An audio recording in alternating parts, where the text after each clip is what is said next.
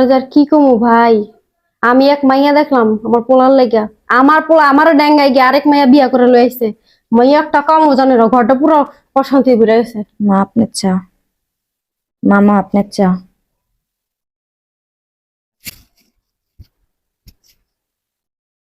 কি চা বানাইছো এগুলা? এগুলো চা? এটা কি চা না শরবত? হ্যাঁ, কি শিখাইছে তোমার মা? কি শিখাই পাঠাইছে শ্বশুর বাসায়? একটা চা বানাইতে পারো না? আমার ভাইরা আইছে এতদিন পরে এই চা খাইবো? কি বাবা, কি যোগ্যতা লয়ে আমার বাইকনার বউ হইছো? হ্যাঁ, কি চা বানাইতে পারো না, পুরো শরবত বানা ধুয়ে দিছো। হ্যাঁ, ফাজিল জানিব টাকা। প্রায় যোগ্যতা লিয়ে আইবো খেলে লাগা।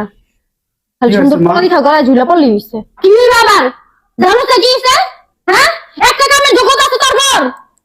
কি চা বানাইছে এগুলো? আমার ভাই খায় এই সমস্ত চা? চা বানাইছে না শরবত বানাইছে? কই মা দেখি। বিষ বিষ খায়া দেখ।